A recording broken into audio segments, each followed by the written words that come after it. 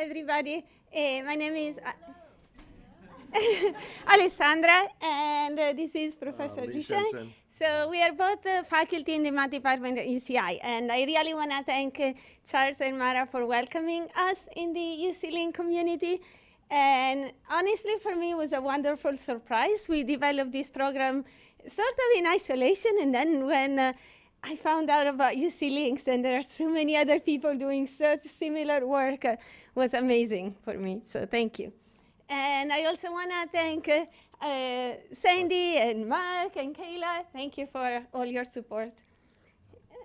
Okay, so so we all know there are lots of STEM jobs, but there is a lack of STEM talent, especially in the Hispanics community, which is our fastest fastest growing sector of the population. But if we really want to improve the representation of Latinx in STEM majors and STEM careers, we have to try to tackle all the many challenges, as many possible challenges that these families face. And that's a complex problem. There are low math skills and low math motivational beliefs. They're also struggling with limited knowledge of college and STEM careers. So the Math CEO program is an attempt to attack all these problems at once. And so it's a program designed to help middle school students, because middle school is the time in which kids start developing their career interest, and it's also the time in which motivational beliefs, actually at least math motivational beliefs and interest in math tends to decrease. Okay, so I'm gonna describe our program, and it's really a community partnership, university community partnership that is all centered around math enrichment. It's a collaboration between UC Irvine and Santa Ana. Irvine, UCI is a Hispanic serving institution, and Santa Ana is the largest city in Orange County, and is actually predominantly Latinos, and it's the home to many Latinx families that have low educational attainment. And it's interesting to see that there is actually a parallel in the demographics of UCI and Santa Ana to some extent, because UCI actually became a Hispanic serving institution. 60% of our students are first-generation college students. So they will be able to understand the challenges of our Santa Ana families. And in Santa Ana, if you look within the Latinx families, that, by the way, form 77% of the population, only 5.3% of people aged 25 or more have a bachelor's degree. Okay, so I think it's powerful. This our university now has our students are a big source of power. They can make a lot of change in their own community. Okay, so our program. Our program has been growing pretty fast. So we started in 2014 with only one school, and it was 6 of us mentoring about 25 kids. And now we are serving several more schools. We work with about 180 kids every week, and we have about 75 UCI mentors. And and we had this dream of actually involving more people in change in our school, at least in our school, and actually turn the program into a STEM CEO program and work with the other department in physical sciences. Our students come from mostly Santa Ana schools, and as you can see, we pick on purpose the schools that appear to be among the most disadvantaged schools in Santa Ana. So for some of them, Latinx population is 98% or more, and they are also among the lowest performing schools when it gets to math. Okay, So the way I see our collaboration is that I really feel like UCI faculty, UCI students, and Santana parents and teachers are one big team. And we can work together to really support the kids' journey through college and through STEM careers. Of course, we all serve different purposes, and even among the UCI faculty, I think it's very rich, this collaboration between math faculty and education faculty. Thank you, Sandy. And because, we bring in the expertise in the mathematics, we write our own curriculum, Sandy can bring in the experience in after school and in STEM motivation. And then the teachers are our co-partners in teaching math to the kids, and they're also our bridge to reach the students.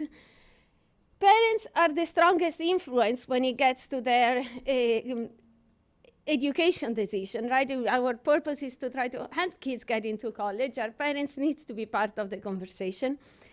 And the undergraduate students are mentors, and they're the core of the program. Okay, the partnership is definitely mutually beneficial because what our research is showing is actually that the Santana Middle School kids are gaining a lot from having their college mentors. They are the benefits go way beyond actually learning mathematics. And the UCI students are gaining teaching experience, and they're also really reinforcing their interest in serving the community. And we try to support the mentors through a course, which is actually, which the students can take for credit, or sometimes they just participate for fieldwork hours. We have a lot more volunteers in the program that are getting trained than the ones that actually sign up to the course. Anyway, this course is designed to help the mentors learn the math content, so they literally sit down and work the activities that they are going to do then with the kids. And we try to enforce teaching with inquiry, and also learn a lot of other aspects, like how to really support diverse youth. Okay, there are three main program components. The main one is the math enrichment. And every week, for 24 times during the years, the kids get on the bus and come to UCI. And they'll be working there in small groups with UCI undergraduate mentors. And other interesting components are the field trips. Once a year, we host each of our partnering schools at UCI for a whole day event. And they go visit a lot of labs and do campus tour, college panels, and try to be living the college life for a day.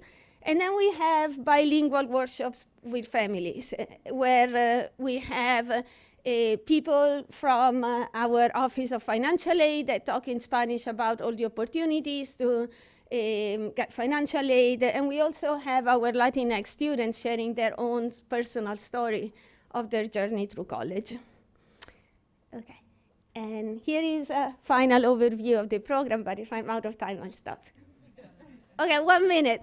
Okay, so just in conclusion, our program is designed to help middle school students develop and foster math motivational beliefs, math skills, and knowledge of college and STEM careers. To support their math motivational beliefs, we really strive to create an environment which is culturally responsive. We have emphasis, we put a really strong emphasis on building relationship between mentors and mentees. And we develop curriculum, we write our own curriculum, which is thought-provoking, but also fun and interesting. And I think continuity is another important aspect because we meet the kids weekly for a whole year. And math skills are supported through our enrichment meeting and our curriculum. And then to develop the college-going identity of the kids, we host most of the meetings on campus. We have the kids working with college mentors. We hold these bilingual workshops on college, on getting ready for college with the families. And the collaboration with the School of Ed, I think it's really valuable because it adds to the quality of the program. I think we have been learning a lot about how to support our wonderful kids through collaboration with them. So, thank you. Yes, please. Okay, so I'll just add a word. So Alessandra and I are very grateful to be part of this community, UC Links. And as she said, last year we discovered UC Links, and our program has been growing sort of independent of UC Links. But then we met UC Links people, especially Charles and Mara, told us about many different issues that arise in similar types of programs. And that really made us feel a lot better, yes. Since we faced many problems in growing the program over the years, and we feel like that there's a community of people here that are also doing the same thing, and we feel like we could learn a lot from you guys. So thank you.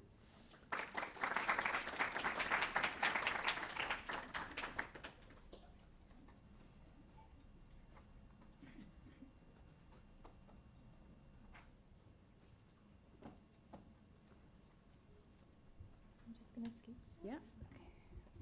Yeah, and I think if we go here, we can just close this guy. Close here? Mm-hmm. Yep. And then, yep. Thank you so much, Mara. Yep. Is that okay to, yeah, you can just download it.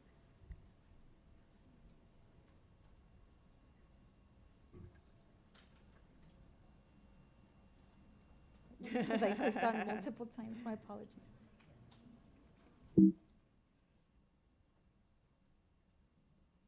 Great, here's the clicker. Thank you so much. And there's the mic handheld. Okay. Okay. Good morning. I really want to express my gratitude for the opportunity to be here, especially in the company of such wonderful project development, as well as, I want to say, vision for what we should be thinking about with so much care. So I really appreciate the time to be able to just think away from my campus and to share that with my students. I think a lot of what I want to share with you in terms of what motivates us to be here during week 8 of the winter quarter is this idea that it's important to think about what a public university and a public education should think about aggressively as a priority. On my end, I'm very much a scholar who's been trained in an interdisciplinary fashion, meaning I'm a historian by training, but I'm very much immersed in Chicano, Latino studies in the form of ethnic studies curriculum building, as well as professionalization development, okay? I get asked to think about what does it mean to be a public scholar on a day-to-day basis. So a lot of what I really want to share with you is an approach to trying to really engage with students so that they're very much experience ready and also very unafraid of the public. Because I think we are very much not working in support of the future the minute we don't ask our students to become experienced at engaging and working with public, right? I want to say that a lot of what this is all about too is to ask them to think critically as undergraduate students and not as graduate students, but as undergraduate students about the connectedness between immigration history, immigration in general, and immigrant experiences. My colleagues that preceded me, they shared a context which is something that we somewhat know at UC Irvine, which is we do not have interactions with Santa Ana unless we were raised there or seek them out, even though people assume that because that is a very, I want to say, noteworthy city in the context of Southern California, that it's an automatic connection for our campus to have, and we don't. And oftentimes when we do, it's in this context. We're asked to comment, to think about it in this way, not as generations of learners engaging. When I came across this idea of UC Links, it was through Sue Kronmiller, who will speak after I give this brief overview. And what inspired me to work with her is that, like myself, she thought of the students in the context of the El Sol Academy in Santa Ana and myself at UC Irvine as learners first and foremost, and valuable learners, that it deserved to engage with each other as such. So I always ask my students to think about themselves as learning from the students they're working with K through 8th grade, just as much as they're learning from them. Meaning there's no difference between what they will be sharing when together in terms of what they can offer each other. What they do have in common, and what I learned from Journey work of STARS, which is why I hope you read it, is that not everyone has an automatic appreciation for ethnic studies. But Sue Kronmiller does, this work does, the students I work with do. And that's an asset going in terms of the kind of experience we have. On my end, a lot of what I frame as public scholarship engagement, or this idea that working with students in the form of a seminar that includes working with El Sol, working with Sue Kronmiller on creative writing and via creative writing, is very much energized by the different positionalities that I actually inhabit at my campus. So I'm the representative for Imagining America, and a lot of what I have to very much take care in doing is to advocate for the opportunities that Imagining America makes available to our students through our campus membership.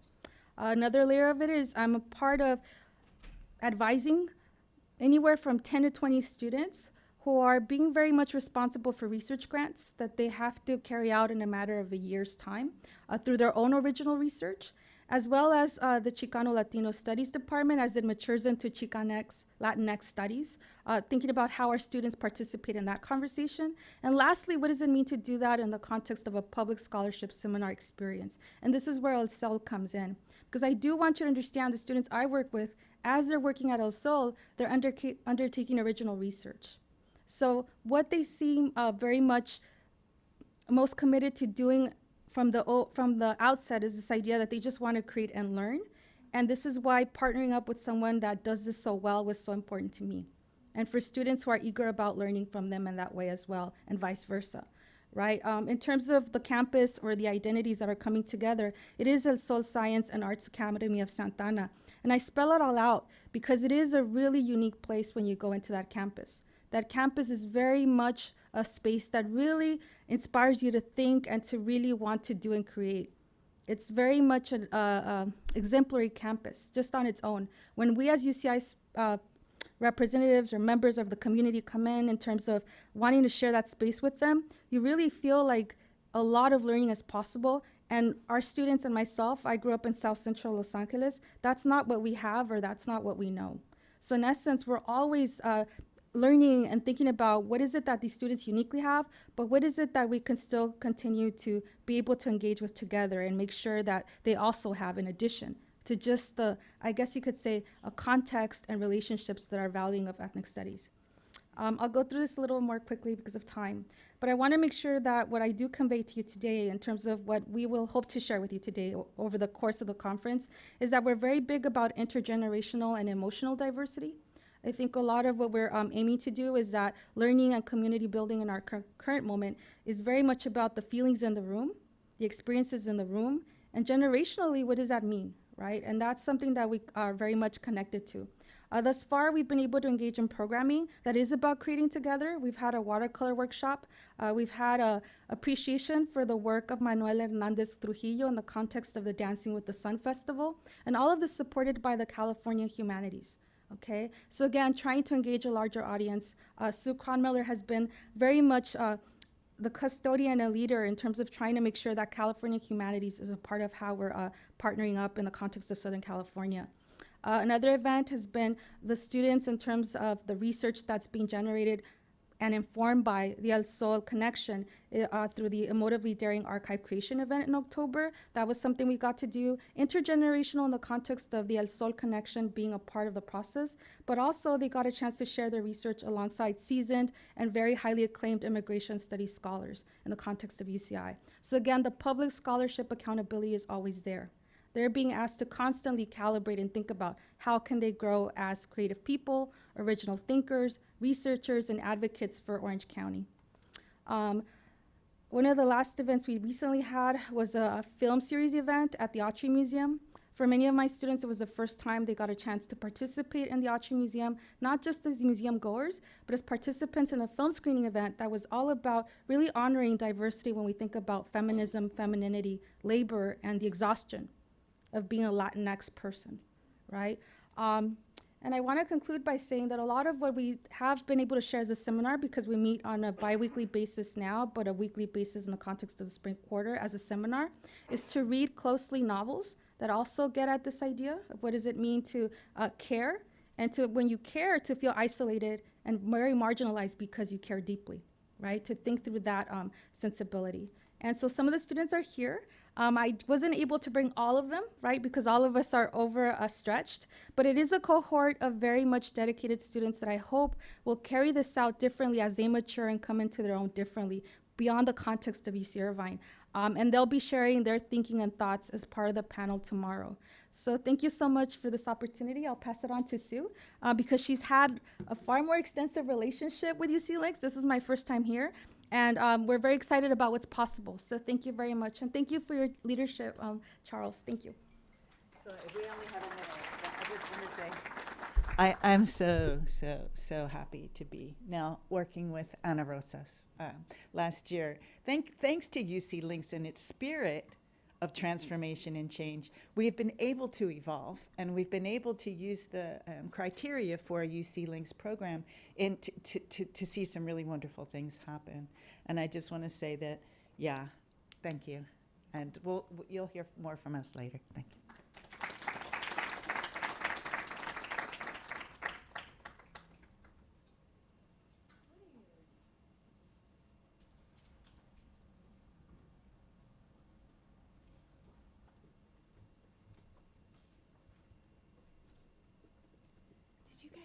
Did you send me something? Yeah, it's on the drive. Oh, good. How much time do we have? I think about 8 minutes total. Okay.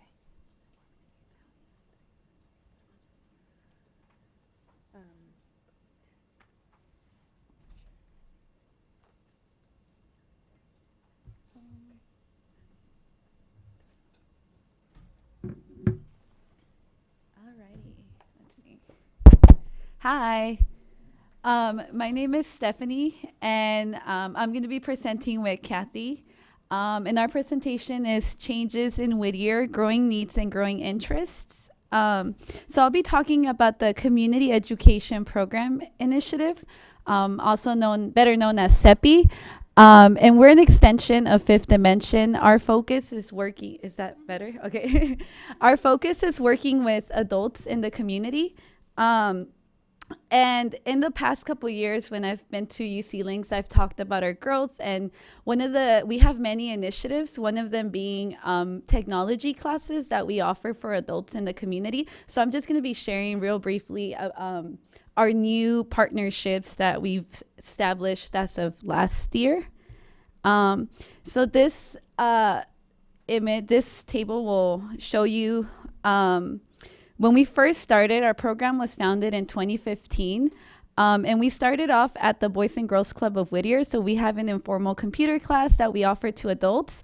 In fall of 2016, we started a new partnership with Evergreen Elementary, so local elementary in the community, where Fifth Dimension after school program has computers at that site. So we go in there and we work with the adults, the parents. And as of last summer, we actually expanded. This was really cool. So Kathy had found something, I think, online about the Whittier Senior Community Center. They were having like a resource fair. And because we do work with a lot of older adults in our other sites, Boys and Girls Club, we decided to go there, check it out. And when we were there, it was like we had this moment where we like looked at each other because we saw that they had like 2 computers in the space. And I think we had that idea of like, maybe we can make something happen here. We can come into the space and work with some of the adults. We were able to talk to the director there, and she was like, I can talk right now. So we went in there, I think we were there for like 30 minutes talking to her about different possibilities of connecting. And we were able to establish a partnership in this past summer at the Whittier Senior Community Center. So what we do is myself and a group of Whittier undergrads, my team of undergrads, we go into the center and we actually do like one-on-one sessions with the adults there. So they literally can bring any type of technology. It's usually cell phones. They'll bring them in and we work one-on-one with them. The appointments can be anywhere from like 15 to 30 minutes. And so we're also expanding to a second location. So like their partner. Okay. Oops. So we're going to be at Parnell Senior Community Center starting next month. And we're also, so I guess what the YMCA after school program learned about how we were doing this with the Whittier Senior Community Center. So they reached out to see if we would be able to go into the YMCA. So we're going to be at 2 of the YMCA locations in Whittier starting next month as well. And these are all going to be programs that are run by our undergrad students. So I have a team of my students back there too. This is just a couple of them, Natalie, Mgosi, and Paola. And this kind of work wouldn't be possible without the students. And then lastly, we've also expanded to a new elementary. So we're at Longfellow Elementary. And that one is, we're at the Parent Center for the Whittier City School District. And we work on iPads at that site. So I just kind of wanted to give like an overview, because when I talked to Mara and Charles, I was telling them about the different sites we were in. So here are just a couple pictures at Longfellow Elementary. You can see we have iPads. Some of our students are on the images. We had a celebration. So, and then this is a picture from the Whittier City Community Center. So at all the sites, we're using different technology, whether it's cell phones, iPads, laptops, whatever they bring in, we're able to work on with them. And yeah, I'm going to hand it over to Kathy. And yeah. How much time do I got? Where's she? Mara, go. All right, we're going to guess like 3 minutes. Okay, so fifth dimension. I mean, I guess just briefly, I think there's like some new, I'm too tall for the thing. Is it on? Yeah. Yeah, so Fifth Dimension, Whittier Fifth Dimension, we're from Whittier College. We've been in progress since 1993. It was started by Dr. Don Bram, a professor of Whittier College, headed down to Alexandra Oliva, and then now I'm the director of Fifth Dimension as well as CEPI. So I'm going to be going over some changes that have been happening at the Fifth Dimension, where we work with kids in after-school programming at 2 locations. So just some context, in the changes that have been happening, I mean, talking with Charles and then having a lot of thoughts and lots of thinking that's been happening. And then even my class, we're rereading the Fifth Dimension book, and having been rereading that, even my brain going there. We all know like the Bradford-Brenner model and how that looks, right? The different layers and how they interact with each other. And I think one that, there's always changes happening. It's always in sync and it's always organic. And so there's always changes in like the child in the Fifth Dimension, how it's run, how many undergrads I have. There's changes in terms of the after school, the Boys and Girls Club that we're in, or the elementary school. How's that changing? Different principals, different roles. And there's also the community. And I think when I was an undergrad, and even for a long time, you think of community and you think of the neighborhood, you think of the parents. But I've been breaking it down even further, like even the university. I think that's something that, interestingly enough, was never a factor. Kind of, we had like either we were kind of ignored or supported. There was not too much involvement on that end. And recently, there's been a lot more changes on the university level, questioning of the structure of the Fifth Dimension and where does that lie? And now with CEPI growing, where does that lie as well? So I wanted to go back to some history, just put these, they're fun. So this is like when Fifth Dimension first opened. Maze was made like of cardboard and boxes. They had whiteboard, the computers are from, you can tell how old these pictures are by looking at them. And I tried finding one with Dawn. I couldn't get a good one. They were all too blurry. But yeah, so I thought it might be in my own way too, like going back. So Fifth Dimension was structured this way from 1993 until 2015 approximately. And so it was director overseeing undergrads and graduate students, which ran a program at the Boys and Girls Club of Whittier and did some other programs on the side, which I won't get into because of time. And that's kind of how it ran for a very, very long time. From 2015 to 2017, CEPI was introduced. And so it became that the director, who was no longer a professor because Don Bram retired, so administrative staff ran the CEPI program and the Fifth Dimension program, and they overlapped. Like there was this kind of organic relationship of give and take between CEPI and 50 because it was mostly a parent like liaison for our program. They hadn't grown into all these other programs that happen alongside other things that are happening. And then it changed into the director overseeing Fifth Dimension and CEPI, but as you can see, that kind of exchange is still it happens, but it's not as clean because of all the new programs that CEPI was taking on. So it was growing in its own way. And with Fifth Dimension, we then had 2 sites now. So we went from just Boys and Girls Club to having Boys and Girls Club at Evergreen Elementary site, as well as all the programming we still run. And so as a director role, not only was I overseeing these 2 programs, but I'm also 1 minute. 2, thank you. overseeing the fifth dimension. And then the grads and students are less so under that, but more involved. Like the involvement of the undergrads, because of the growth of these programs, was a lot more intense than in past years where it was a course you were doing field work in. They plan so much of it and they do so much of it just for time and like running purposes. So this is now.